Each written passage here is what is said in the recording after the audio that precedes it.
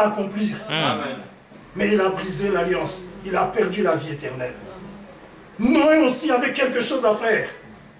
Mais il a aussi brisé l'alliance. Mais avec Abraham, Dieu change de langage. En Genèse 12, versets 1 à 3, la Bible déclare, l'Éternel Dieu dit à Abraham, sors de ton pays, sors de ta patrie, sors de la maison de ton père, je te bénirai, je rendrai ton nom grand, je ferai ceci, je ferai cela. Dieu lui-même s'engage à tout faire pour Abraham. Là, ce n'est pas tu, mais c'est je. Amen. Et Dieu utilise 7 fois, dans ce verset-là, de Genèse 12, 1 à 3, Dieu fait à Abraham 7 promesses, en utilisant 5 fois le mot « je ». Et Frère Branham dit que dans le plan de la rédemption, il y a 5 7. Les chiffres, la mathématique de Dieu. Dieu est dans la mathématique. Amen. Lisons, on peut lire ça. Genèse chapitre 12.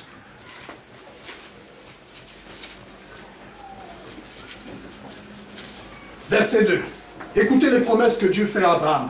C'était des promesses de rédemption. Il dit, je ferai de toi une grande nation. Le premier jeu. Et je te bénirai. Le deuxième jeu. Je rendrai ton nom grand. Le troisième jeu. Et tu seras une source de bénédiction. Je bénirai ceux qui te béniront. Le quatrième jeu. C'est ça, non? Et je maudirai ceux qui te maudiront. Le cinquième jeu. Et toutes les familles de la terre seront bénies en toi. Et quand vous lisez toutes ces promesses-là, il y en a 7. Je ferai de toi une grande nation. Première. Et je te bénirai. Deuxième. Je rendrai ton nom grand. Troisième. Et tu seras une source de bénédiction. Quatrième. Je bénirai ceux qui te béniront. Cinquième. Et je maudirai ceux qui te maudiront. Sixième. Et toutes les familles de la terre seront bénies en toi. Septième. Dieu fait à Abraham 7 promesses. Et il utilise 5 fois le mot « je ». Dieu lui-même s'engage. Là, ce n'est pas Abraham, toi tu feras, mais moi Dieu, je vais tout faire. Pourquoi? Parce que Dieu est déterminé à sauver l'homme. Dieu va même au-delà même. Je vais lâcher une chose qui est difficile, mais je vais démontrer ça après. Dieu va même au-delà de la volonté de l'homme. Oh, est-ce que vous comprenez? Amen. Vous allez dire, mais comment? Mais pour être sauvé, il faut sa volonté. Oui, c'est juste. Mais, vous savez, nous n'avons pas été sauvés dans le temps. Amen. C'est même avant la fondation du monde. Dieu, dans sa pensée, nous avait prédestinés au salut. C'est pourquoi il avait pris nos noms et les avait écrits dans le livre de vie de l'agneau. Est-ce que vous comprenez? Et Frère Branham déclare dans l'Union invisible, il dit que le livre de vie, c'est la parole de Dieu. Il dit c'est la Bible. C'est pourquoi quand nous prêchons la parole, toi qui es assis, si ton nom est dans ce livre, tu vas entendre ton nom être appelé. Et le nom, c'est aussi la nature. Un fils de Dieu a la nature de Dieu. Et lorsque la parole de Dieu est prêchée, il y a une profondeur en lui qui reconnaît que cette vie-là, c'est ça que je dois être. Quelle que soit la condition dans laquelle tu es actuellement. Mais même si tu es une prostituée, si tu te retrouves face à la parole once, la parole de Dieu, et que ton nom est appelé, et que tu réalises que ça, si tu es une élue, ton cœur va aimer cette parole. Ton cœur va désirer cette vie. C'est comme ça que tu dévoiles que tu es un élu. Parce que l'élu, c'est celui qui a cru la parole de son temps, qui a entendu, entendre, reconnaître. Et alors tu agiras sur la parole de Dieu. Est-ce que c'est clair? La grâce de Dieu, Dieu déterminé à sauver l'homme, a fait une alliance inconditionnelle avec Abraham. Au paragraphe 32 de Jésus-Christ, c'est le même hier, aujourd'hui et pour toujours. Il continue en disant, mais lorsque Dieu fit alliance avec Abraham, ce n'était pas si tu fais. Il a dit, j'ai fait. C'est l'alliance inconditionnelle de Dieu qu'il fit avec Abraham et sa postérité. Et nous devenons sa postérité lorsque nous sommes morts en Christ. Dans Jéhovah Jireh, partie 1, prêché le 2 avril 64, Frère Branham déclare au paragraphe 57. J'aimerais aussi vous faire remarquer autre chose de ce 12e chapitre, donc de la Genèse, que l'alliance était tout à fait inconditionnelle. Avec Adam, tu ne feras pas ceci. Il y avait des conditions. Mais avec Abraham, inconditionnellement, Dieu fait alliance avec lui. Et même quand vous voyez la nature d'Abraham, C'est parce que par rapport au temps, le pasteur aurait souhaité que je prêche plus, mais pendant plus de temps, mais comme après ici je vais repartir au pays, reprendre le service, alors j'ai vraiment besoin d'un repos. Sinon on allait prendre un peu plus de temps dans ce sujet. Mais parce que quand vous examinez les 3 hommes avec lesquels Dieu a fait ces 3 alliances, le premier homme c'était Adam. Il était la parole rendue manifeste. Amen. Il était le fruit de la parole parlée de Dieu. Est-ce que vous savez ça? Amen. Il était un Dieu amateur sur la terre. Et Dieu fait alliance avec lui. Mais il faillit dans l'alliance. Et Noé, la Bible déclare que Noé était intègre. Il était juste. Et Dieu le choisit lui, il fait alliance avec lui.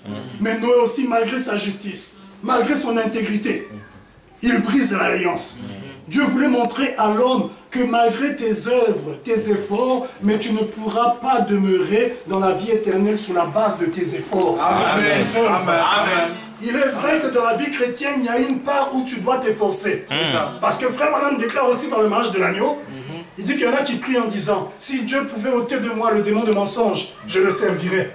Frère Branham dit non, Dieu n'agit pas comme ça. Non. Sinon, ça voudrait dire qu'il vous met dans un tube, et il vous pousse, il vous pousse, il vous pousse, et vous sortez de l'autre côté, et ensuite Dieu dit, oui, heureux celui qui a vaincu. Vous n'avez pas vaincu. Non. Dieu a tout fait. Mais Frère Branham dit, vous avez aussi quelque chose à faire. Amen. Mais même dans cet effort-là, cette chose que tu fais, c'est pas ça qui peut te sauver en fait. Amen. Mais les efforts que tu manifestes ont pour but d'attirer l'attention de Dieu sur toi.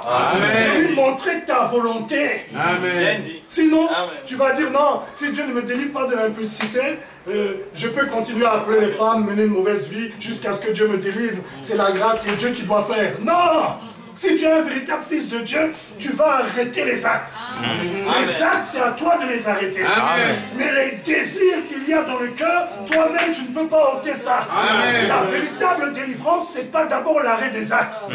Quelqu'un peut arrêter un acte, mais dans son cœur, il est encore plein de désirs. Est-ce que vous comprenez? Amen. Mais la véritable délivrance, c'est quand Dieu vient ôter de ton âme le désir que tu avais du mal. C'est à ce moment-là que Dieu t'a délivré de la chose. Amen. Frère Branham déclare, prenez un exemple, quelqu'un qui dit qu'il est délivré de la boisson. Faites passer devant lui une bière. Et moi j'ajoute, surtout quand il fait chaud, une bière qui transpire. Le Skol, ou la Primus qui transpire. Et voyez comment il va réagir. Si il était encore plein de la bière, peut-être que la poitrine va faire boum boum. Pourquoi? Parce que son cœur est attiré. C'est qu'il n'a pas encore été délivré de la chose. Amen. Mais ça ne veut pas dire qu'il n'est pas un fils de Dieu. Non. La chose qu'il doit faire, c'est de persévérer. C'est à lui d'arrêter les actes. Est-ce que vous comprenez? Amen. Pour montrer à Dieu, Seigneur, moi je ne veux plus cette vie-là. Et pour attirer l'attention de Boaz. Amen. Ruth devait travailler dans le champ. Et ce travail-là a attiré l'attention de Boaz sur elle. Amen. Toi aussi, tu as quelque chose à faire. Mais sache que tes efforts ne peuvent pas t'amener au salut. Amen. Mais tes efforts vont attirer l'attention du Sauveur. Amen. Et le Sauveur viendra te sauver. Amen. Si tu persévères, quelles que soient les circonstances, Dieu nous appelle à persévérer. Est-ce que c'est clair? Amen. Dans l'alliance inconditionnelle, remarquez, Adam était la parole rendue manifeste. Mais il n'a pas pu vivre cette parole, de toute cette parole, dit le prophète. Noé était juste et intègre. Il n'y avait personne comme lui. Mais malgré sa justice, son intégrité, il a brisé la parole. Vous voyez les 2 genres d'hommes que Dieu avait choisis pour les 2 premières alliances. C'était pas n'importe qui. Mais quand il doit faire une 3e alliance, reposant sur la grâce, une alliance inconditionnelle, Dieu ne prend pas quelqu'un qui était la parole rendue manifeste. Ça, Dieu ne prend pas un juste et un intègre. Amen. Dieu regarde. Il regarde où? En Babylonie. Pas n'importe où. Hein? Le siège de l'idolâtrie à l'époque. Ah, est-ce que vous savez ça? Le pasteur avait prêché sur les âges à l'époque, je me rappelle. Ah, le siège de l'idolâtrie à l'époque. Dieu choisit là un idolâtre. Abraham. Qui était là, féticheur, magicien, idolâtre. Et un jour, il entend une voix lui dire, sors de ton pays, sors de ta patrie, sors de la maison de ton père, je te bénirai, je rendrai ton nom grand, je ferai ceci de toi. Abraham entend cette voix. Oh frère, lui qui était un païen, mais Dieu l'a choisi. Oh, ça montre déjà la grâce. Amen. La grâce, ce n'est pas ta justice. La grâce, ce n'est pas, même si depuis que tu es vierge, tu n'as jamais connu un homme, c'est bien. C'est une bonne chose. Mais ce n'est pas sur cette base que Dieu va te sauver. Mais pour toi, c'est une bonne chose. Est-ce que vous comprenez? Amen. Est-ce que c'est clair? Amen. Ça ne veut pas dire non, on va faire n'importe quoi, non. Mais ne repose pas ton salut sur ça. Amen. Parce que le salut, frère Branham dit, c'est Jésus, Jésus seul. C'est pas toi et Jésus. Non. C'est pas Jésus et toi. Non. Mais c'est Jésus seul. Amen. Lui seul est capable de te sauver. Amen. Il est capable de te délivrer. Amen. Est-ce que vous comprenez ça? Amen. Est-ce que vous voyez qu'Abraham était un païen, un idolâtre? Mais Dieu l'appelle à lui. Dieu montre déjà le genre d'alliance qu'il va faire avec lui. Sans condition, il lui fait des promesses. Il dit, je te bénirai, je rendrai ton nom grand, je ferai ceci de toi. Et Abraham a cru Dieu. Est-ce que vous comprenez? Amen. Écoutez, frère Branham déclare encore, dans la même prédication, il dit, j'aimerais aussi que vous remarquiez autre chose de ce 12e chapitre, que l'alliance était tout à fait inconditionnelle. Rien n'y était rattaché. J'ai, donc Dieu dit j'ai, et non pas si vous, ou si tu, non. Mais c'est j'ai, moi Dieu, j'ai fait. Et il dit, aucun si n'est rattaché à cela, pas de condition. Amen. Je l'ai déjà accompli. Amen. Il donna à Abraham l'alliance inconditionnellement. Et sachez que dans l'alliance adamique, c'était si vous ne touchez pas à cet arbre, alors je ferai telle et telle chose. Mais si vous y touchez, alors je vais en faire telle et telle chose. Là, c'était une alliance qui reposait sur les œuvres. Les œuvres et la grâce, c'est différent. L'alliance adamique reposait sur les œuvres. C'était la loi. Il dit, voyez, cela était rattaché à la loi. Mais dans cette alliance-ci, Dieu lui dit, je t'ai fait père de plusieurs nations. C'est tout inconditionnel. L'alliance est la grâce absolue. Amen. Rien que la grâce. Amen. Les deux premières alliances avaient été rompues. Et Dieu a fait une autre alliance avec Abraham. Et c'est dans cette alliance de grâce que nous nous trouvons jusqu'à présent. Jusqu'à nos jours. La troisième, c'était l'alliance parfaite. L'alliance par excellence. L'alliance de grâce d'Abraham. Et la Bible déclare que cette alliance, Dieu n'avait pas faite seulement avec Abraham, mais aussi avec sa postérité. Il n'est pas parlé des postérités, mais ça au singulier. Et la Bible déclare en Galates que la postérité d'Abraham, c'était Christ.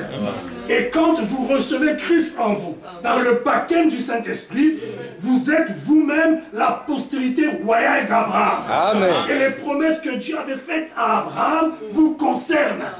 Les 7 promesses que Dieu avait faites à Abraham ne concernent pas seulement Abraham, mais toi aussi et moi. Amen. Si Dieu nous fait grâce un jour, peut-être, nous pourrons étudier ces 7 promesses, peut-être une autre fois, pour voir comment cela te concerne et me concerne moi aussi. Donc la grâce, c'est ce que Dieu fait lui-même pour l'homme. Tandis que les œuvres, c'est ce que l'homme fait pour Dieu. Et en ce temps de la fin, comme je l'ai dit, nous sommes toujours dans cette alliance de grâce. C'est la raison pour laquelle quand Zacharie a vu le plan de la rédemption être achevé, il a vu la pierre de fête qui descendait, sans le secours d'aucune main. Et il dit qu'elle avait 7 yeux.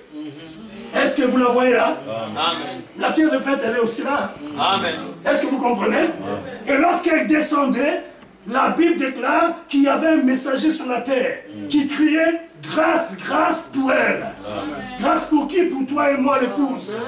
Et frère Branham va plus loin, il dit c'est pourquoi l'épouse s'appelle Madame Grâce. Amen. Est-ce que c'est clair? L'épouse s'appelle Madame Jésus-Christ, ça c'est le nom, et le prénom c'est Madame Grâce. Amen. Donc je parle à Madame Jésus-Christ Grâce. Amen. Pourquoi? Parce que nous sommes l'œuvre de la grâce de Dieu. Amen. Est-ce que vous comprenez? Donc la grâce c'est ce que Dieu fait, tandis que l'œuvre c'est ce que l'homme accomplit pour Dieu. Amen. Et en Genèse 12, Dieu a démontré que cette alliance, il devait la faire avec Abraham et avec sa postérité. Mais malgré le fait que cette alliance de grâce a commencé avec Abraham, mais depuis l'Éden, Dieu avait déjà annoncé cette grâce. Car frère Branham déclare que la grâce est aussi vieille que le monde. Quoique Dieu avait fait une alliance reposant sur les œuvres avec Adam, mais la grâce existait déjà en Éden. Mais elle n'était pas manifestée comme grâce. Est-ce que c'est clair? Frère Branham déclare que Dieu a tout créé la création de Dieu, c'est le fruit de l'amour de Dieu. Amen. Parce que Dieu n'était pas satisfait d'être seul. Il voulait avoir un peuple avec qui il devait communier.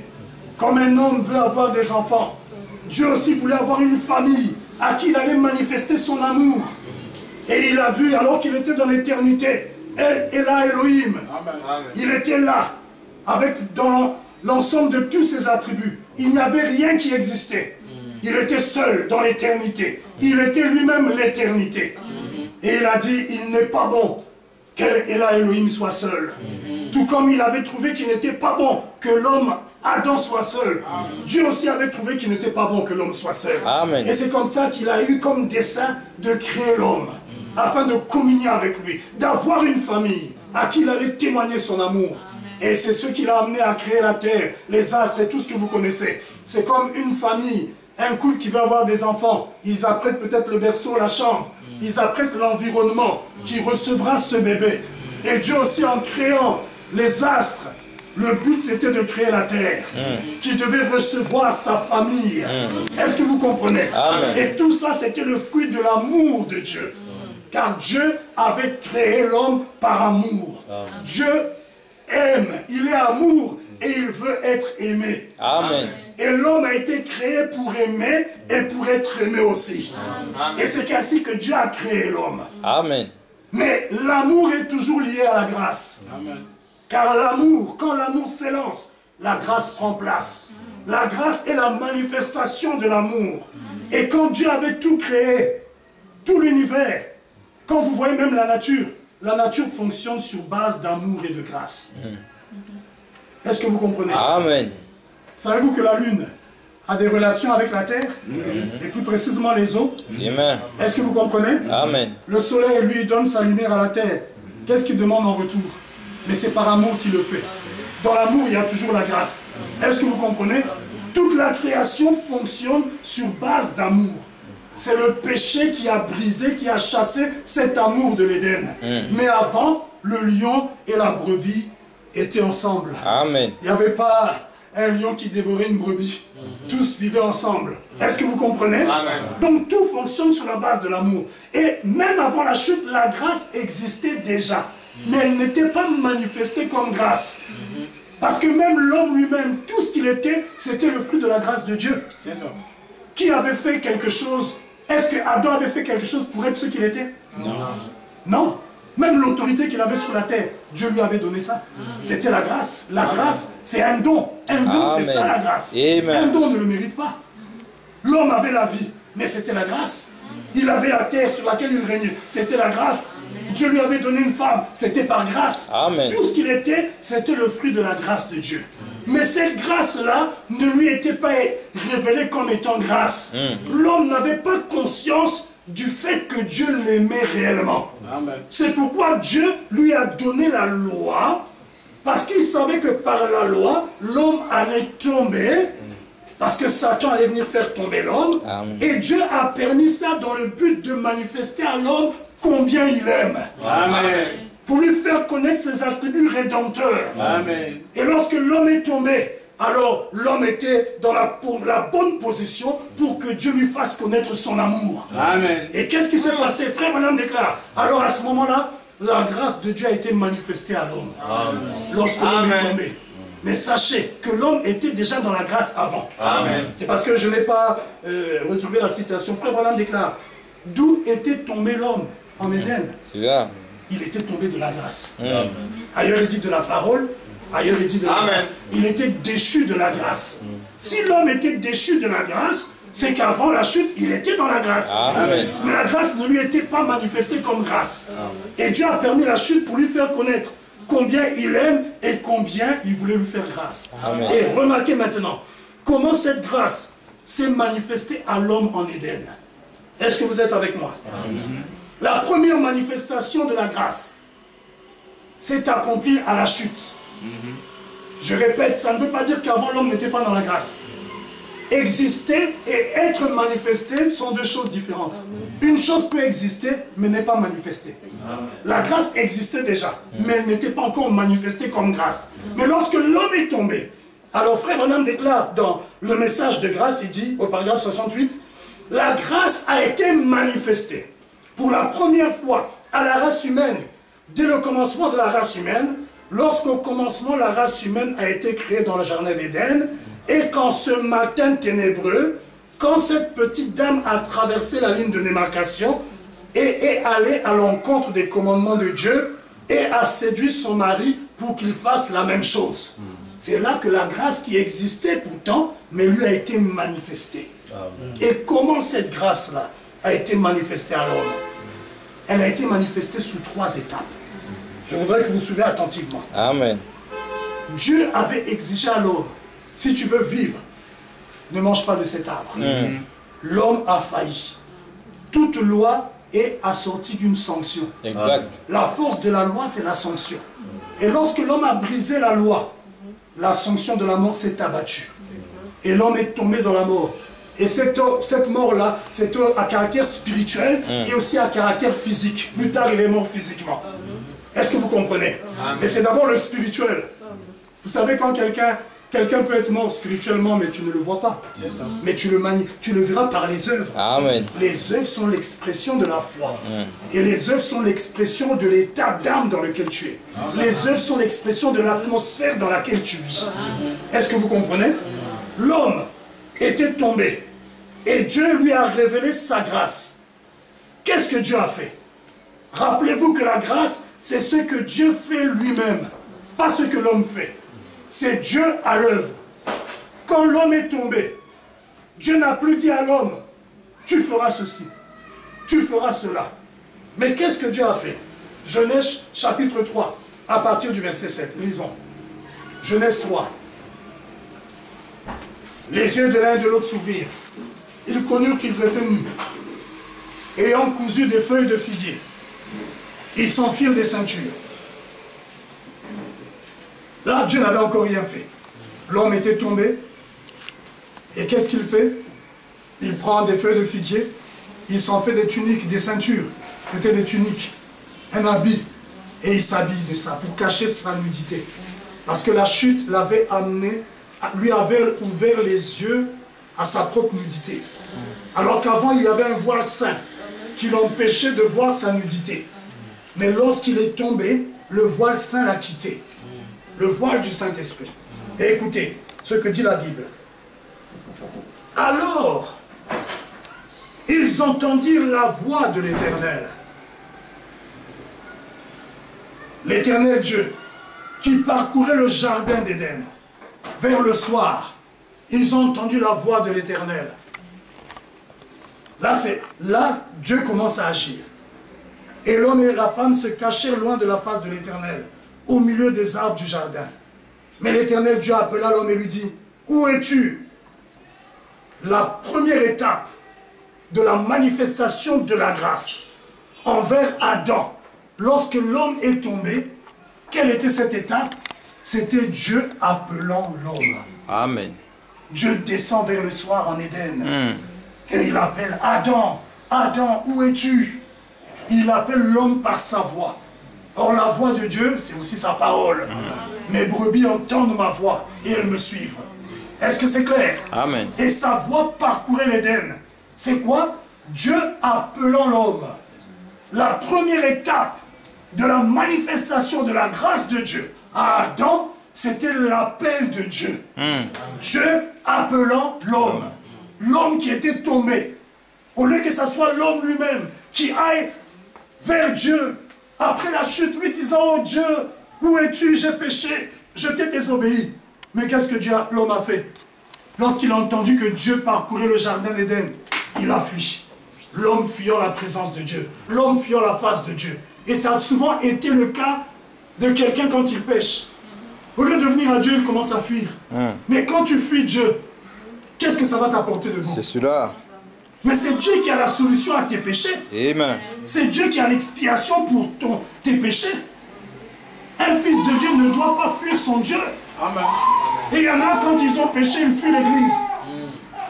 Mais tu vas mais le diable va te... Mais le diable va te coincer dans le péché. Vous ne savez pas ce qui se passe à l'église. Mais l'atmosphère qu'il y a, ça balaie beaucoup de choses dans l'église. Exactement. Amen. Ne pensez pas que vous venez seulement être des spectateurs. Là où 2 ou 3 sont assemblés en son nom, il est au milieu d'eux. Amen. Et l'atmosphère qui est créée par la parole et par sa présence, ça agit dans nos cœurs. Amen. N'avez-vous jamais senti, tu viens à l'église, quelquefois tu es chargé, lourd, quelquefois tu n'as plus le moral d'avancer avec Dieu, et quand tu viens à l'église, quelquefois tu voulais rester à la maison, mais quelque chose te dit non, va à l'église. Le diable te dit non, reste, tu es fatigué. C'est parce qu'il veut te garder dans cette position. Mais toi, si tu es un élu, dis, Satan, même si j'ai failli, je vais aller vers mon Père. Amen. Et tu viens à l'église, et l'atmosphère de la parole, les cantiques, tout d'un coup, tu te sens déchargé. Amen. Et une parole sort du prédicateur. Et tu dis, ah, ça c'est Dieu qui m'a parlé. Amen. Lorsque tu as failli, ne fuis pas Dieu. Amen. Viens à lui repentant. Amen. En lui disant, Seigneur, j'ai failli. Je regrette. Ce n'est pas ce que je voulais faire. Amen. Pardonne-moi, Seigneur. Frère Branham déclare que Dieu ne pardonne pas seulement les péchés, mais Dieu oublie nos péchés. Amen. Frère Branham déclare que le véritable détergent, ce n'est pas l'eau de Javel. L'eau de Javel ne peut pas nettoyer ton âme du péché. Mais il y a un détergent, plus que l'eau de Javel. L'eau de Javel spirituelle, c'est le sang de Jésus-Christ. Et le sang de Jésus-Christ, c'est sa parole. Car il a dit, déjà vous êtes purs à cause de la parole que je vous ai annoncée. C'est pas pour rien que quand tu viens à l'église et que tu écoutes la parole, tu te sens bien. Tu te sens nettoyé. Et en ce temps de la fin, Dieu avait dit à Daniel, pour ce temps de la fin, scelle le livre. Le livre là, scelle-le. Mais au temps de la fin, plusieurs le liront. Amen. Et ceux qui le liront, plusieurs seront purifiés, blanchis et purés. Quel est ce livre? Alléluia. Quel est ce livre-là? C'est la révélation de la parole du temps de la fin. Et quand tu reçois cette parole-là, ça fait quoi? Ça te purifie.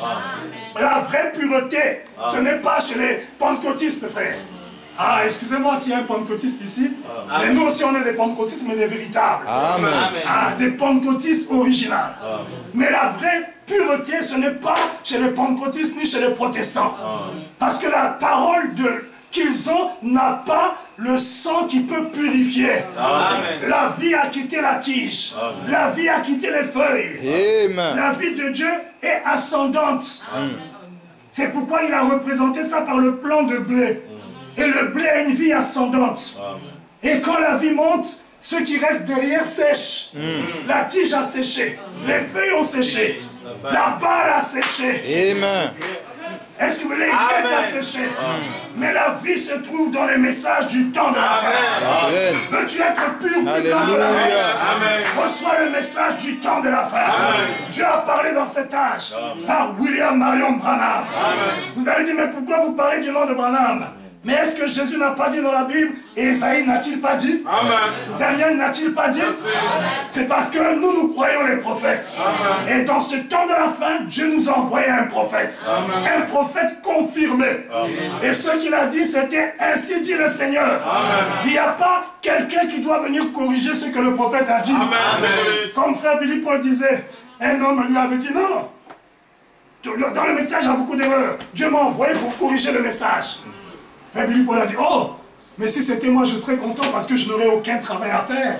Le message est parfait. Il est pur. Dieu nous a parlé en ce temps de la fin.